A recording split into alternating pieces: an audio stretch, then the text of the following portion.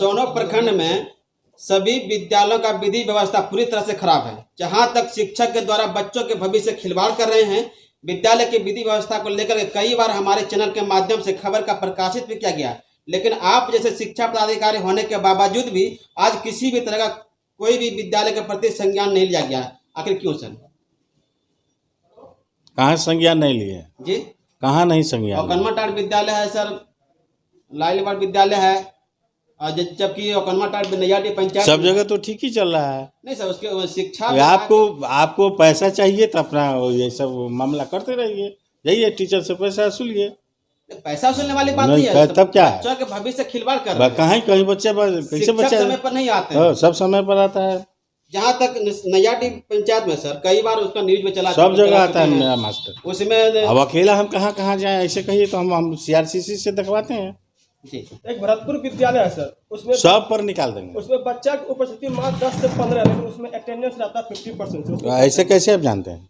हम आपको रिपोर्ट भी देंगे सर। अच्छा ठीक है, दीजिएगा तो कार्रवाई कर देंगे। सर खामान पंचायत प्राथमिक विद्यालय बाबाथान प्रभारी बबीता कुमारी के ऊपर ग्रामीण तथा बच्चों के द्वारा सही तरीके से विद्यालय को संचालित नहीं करने का आरोप लगाते हुए कहा है प्रभारी बबीता कुमारी बराबर छुट्टी पर ही रहती है। आखिर ऐसा क्यों? प्रभारी छुट्टी पर नहीं रहता है। प्रभारी को काम है, ऑफिस के मीटिंग है, सिटिंग है, सब जगह जाना पड़ता है और काम का प्रेशर प्रभारी को ज़्यादा रहता है। इस चलते नहीं यहाँ हमेशा जाती है। ऑफिस जाएगी तो स्कूल कैसे जाएगी? कहीं एक ही जगह न रहेगा कोई भी प्रभारी एक ही जगह न रहेगा।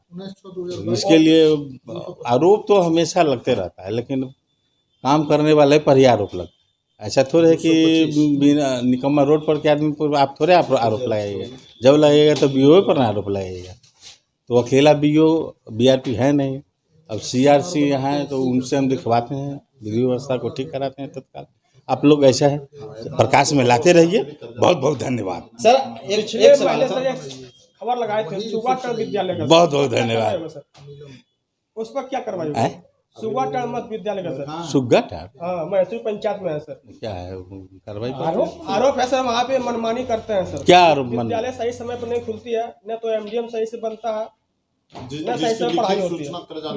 लिखित सूचना कोई उस विद्यालय में सिर्फ 4 जो शिक्षक है वो सिर्फ उर्दू का, हमको कोई लिखित देगा तभी ना हम उस पर कोई कार्रवाई करेंगे। सर BDO साहब के द्वारा बताया गया कि हमने यहाँ से BO के पास चिट्ठी दे दी है, उसके बावजूद भी अब तक कार्रवाई नहीं हुआ सर। हमको अभी तक नहीं मिला। शिक्षक के पास हर तरह का डिग्री होता है तब उन्हें सरकारी नौकरी मिलता है, और एक गांव देहात में मैट्रिक पास बिना रजिस्ट्रेशन के कोचिंग खोल दिया जाता है, और कोचिंग में प्राइवेट कोचिंग में बच्चे पूर्ण रूप से भरे हुए रहते हैं, जबकि शिक्षक के द्वारा हर एक प्रकार का डिग्री होता है। लेकिन आज सरकारी विद्यालय में बच्चे जाना नहीं चाहते हैं। इस बात यह साबित होता है कि शिक्षा व्यवस्था पूरी तरह से चौपट है। देखिए, यह लोगों की मानसिकता है कि ट्यूशन पढ़ाएंगे तो खूब नंबर आएगा। ये इस मानसिकता को तो आप ही जागरूक कर सकते हैं, जनता को बता सकते हैं कि हमारे शिक्षक तेज तर्रार हैं, टैलेंटेड हैं। विद्यालय के प्रति खबर दिखाने का अधिकार क्या पत्रकार को नहीं है? सच्चाई खबर क्या हम लोग दिखाने का अधिकार नहीं है?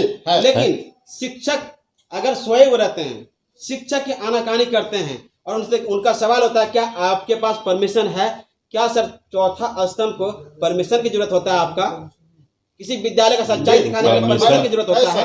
सर बोलिए, आप बोलिए। परमिशन तो हमको लगता है कि हेडमास्टर से लेना पड़ता है कि क्या हमको परमिशन लेना पड़ता है। थोड़ा सा जान लीजिए। प्रखंड शिक्षक होने के नाते सर आपको पता होने चाहिए क्या परमिशन लेना चाहिए या नहीं लेना चाहिए। बिल्कुल। हम आपके क्षेत्र के विद्यालय में जाए या नहीं जाए, क्या इस बात की जानकारी आपको है या नहीं है? सर BO साहब आप जानेंगे, क्या इस बात की जानकारी आपको है या नहीं है? बोलिए। है तो सर आप सर के कहने पे क्यों बोल रहे हैं? हाँ, तो सर के कहने पर हमको सर आप खुद बोलेंगे, आप पदाधिकारी है, शिक्षा प्रखंड पदाधिकारी है सर, आपकी जिम्मेदारी बनती है। सर आप बोलेंगे ना? क्या बोले? है या नहीं है? है। तमाम वरिष्ठ पदाधिकारी बैठे हुए शिक्षा से जुड़े हुए, टोला सेवक के पदाधिकारी भी हैं, प्रखंड शिक्षा पदाधिकारी भी हैं, लेकिन आज कहीं ना कहीं विद्यालय में विधि व्यवस्था पूरी तरह से कमी है और सर को मैंने अवगत कराया हूं। अब देखने वाली बात यह है कि बीओ साहब सीताराम दास जी के द्वारा उस विद्यालय का जो लेक्चर व्यवस्था है कितना जल्दी कार्यवाही होता है। पिताजी पढ़ाते हैं, रिटायर्ड टीचर हैं जी हाँ जी। पेंशन मिलता है उसको 50,000 रुपया। लेकिन आज का क्या दौर है सर, आज कहाँ, क्योंकि हम भी इस जगह पे हैं, सरकारी स्कूल से ही पढ़े थे, लेकिन आज आप गर्व के साथ कह रहे हैं कि प्राइवेट स्कूल में हमारे बच्चे पढ़ रहे हैं। दादाजी पढ़ाते हैं। अभी आपके बच्चे कहाँ पढ़ रहे हैं सर? अरे मेरे बच्चा इंग्लिश मीडियम पढ़ रहा है, दादाजी पढ़ा। और आप सरकारी नौकरी कर रहे हैं, सरकारी स्कूल में पढ़ा रहे हैं सर बच्चे को? नहीं वहाँ दादाजी पढ़ा। सर इस बात ये साबित होता है कि सरकारी स्कूल का व्यवस्था खराब है। नहीं तभी तो आप पढ़ाना सर इंग्लिश मीडियम में। बच्चा इंजीनियर बनता है प्राइवेट सरकारी। आप देख सकते हैं हमारे शिक्षक जुड़े हुए एक सेक्टर, आप जो प्रखंड कार्यालय में है, शिक्षा पदाधिकारी कार्यालय में है, आप बड़ा गर्व से कह रहे हैं कि हम अपने बच्चे को प्राइवेट में पढ़ा रहे हैं। दर्शकों आपको बता दें, आए दिन प्रतिदिन शिक्षा व्यवस्था पूरी तरह से खराब हो चुका है और उसी की शिकायत को लेकर आप देख सकते हैं हम 2 पेज का लिस्ट तैयार किए हैं। दर्शकों आपको बता दें कि अभी हम बीआरसी भवन के अंदर गए थे बीओ साहब से मिलने के लिए।